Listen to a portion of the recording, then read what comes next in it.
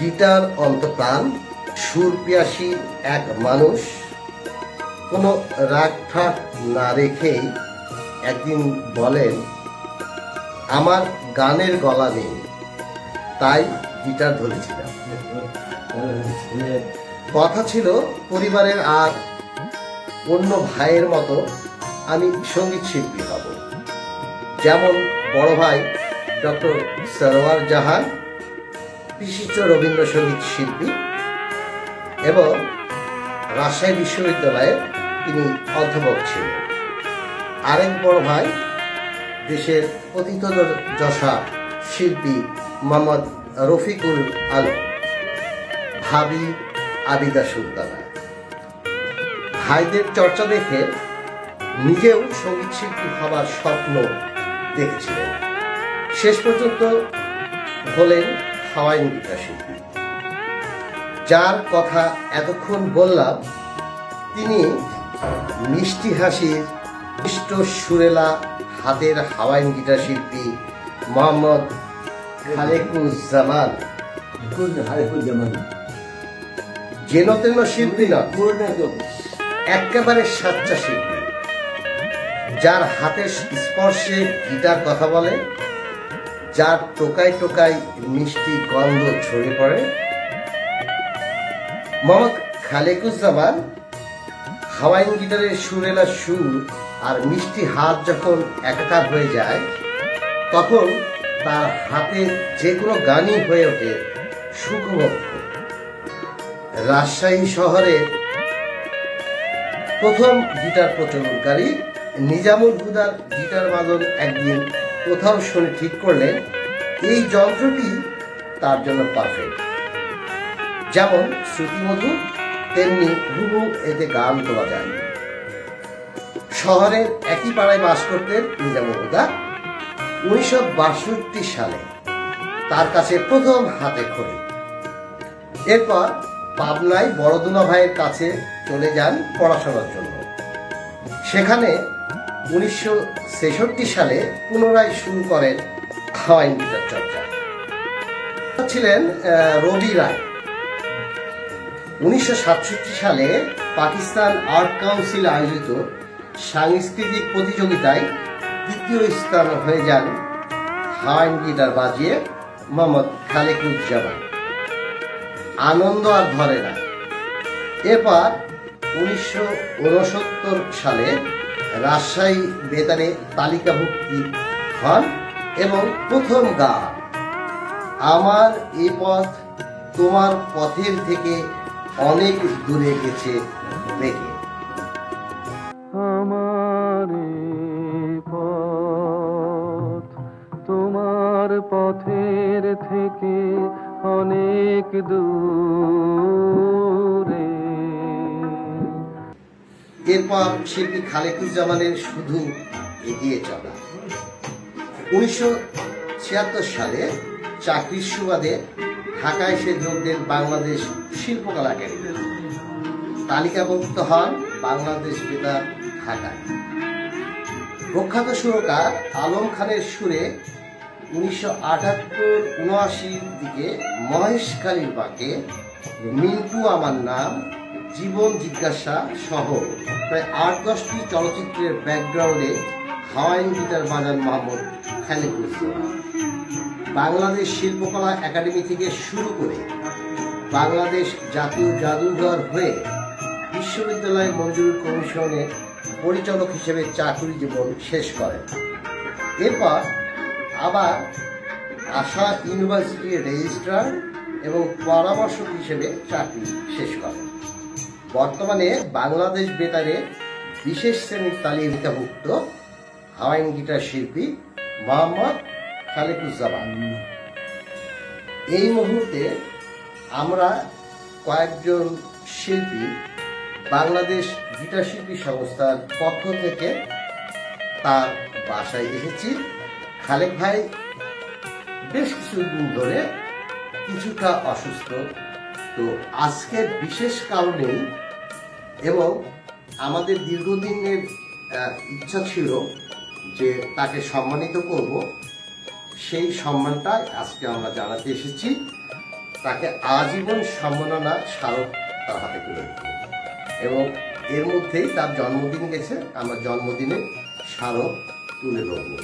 নাহার আপার মাধ্যমে আমি এখন অনুরোধ জানাবো যে মোহাম্মদ খালিকুজ্জামান শিল্পী কয়েন দিদার তার হাতে সম্মাননা স্মারক আজীবন সম্মাননা বাংলাদেশের পক্ষ থেকে তুলে দেওয়ার জন্য একটু কাছে নেবেন।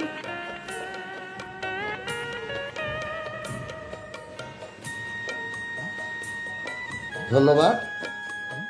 এবার আনোয়ার ভাইকে বলবো যে জন্মদিনের একটি স্মারক খালেক ভাইয়ের হাতে তুলে দেওয়ার জন্য। খালেক ভাই, আপনার জন্মদিনের শুভেচ্ছা। থ্যাংক ইউ, ধন্যবাদ তোমাকে। কেমন হয়েছে? ভালো হয়েছে? আমারই ধন্যবাদ। আপনারা খালেক ভাইয়ের গায়ে যেটা দেখছেন সেটাও একটি স্মারক সম্মাননা আমরা আজকে তাকে করিয়ে দিয়েছি। আপনার পছন্দ হয়েছে?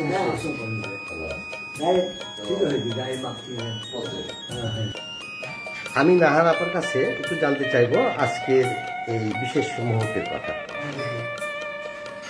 একসময় সারা জাগানো, আলোড়ন জাগানো হাওয়াইন গিটার শিল্পী, আমাদের বাংলাদেশ হাওয়াইন গিটার শিল্পী সংস্থার উনিও এক সদস্য, এবং তাকে আমরা আজীবন সম্মাননা জানাতে পেরে আমরা নিজেরা ভীষণ আনন্দিত এবং আমরা সম্মানিত বোধ করছি।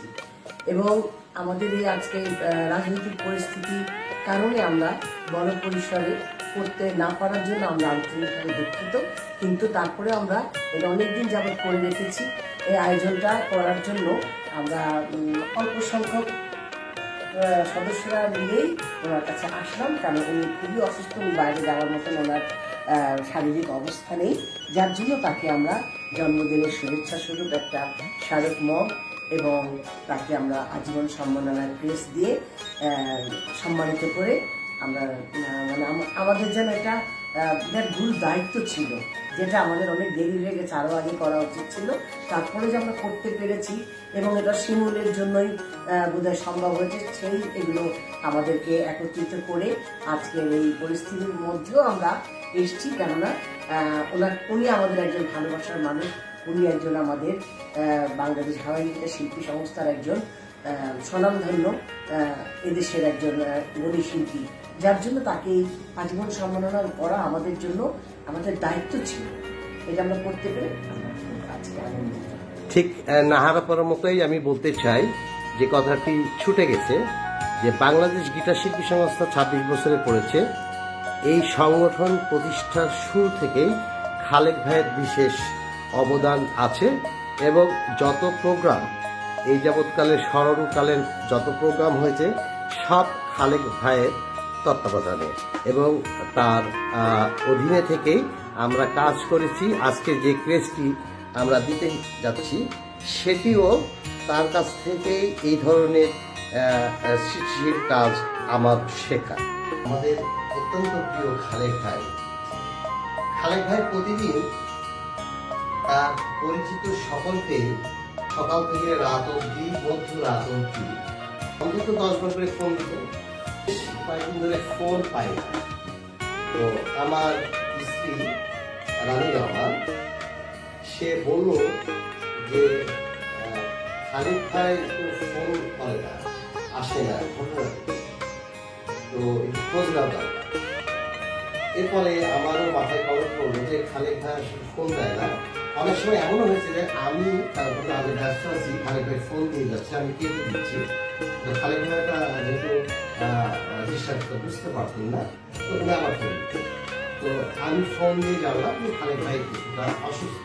তো আমি খালেক ভাই দীর্ঘায়ু কামনা করছি, আমি তার সুস্থতা কামনা করছি। এরপরে খালেক ভাইয়ের একটু কথা একটু যদি শুনতে চাই। বলবো? হ্যাঁ, কি বলো?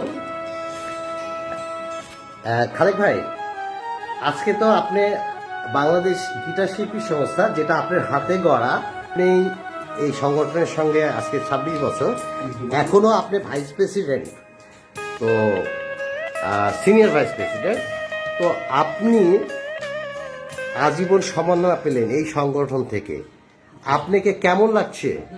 আমি অসংখ্য খুশি হয়েছি, আনন্দ হয়েছি, আনন্দিত হয়েছি।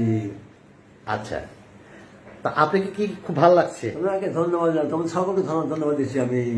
আচ্ছা, তো আপনার কাছে আমরা দোয়া চাচ্ছি, আপনার কাছে আমরা দোয়া চাই যেন বাংলাদেশ গিটার শিল্পী সংস্থা বা এদেশে আপনার পথ ধরে গিটারকে আমরা এগিয়ে নিয়ে যেতে পারি, গিটারের প্রচার আরো যেন আমরা বাড়াতে পারি।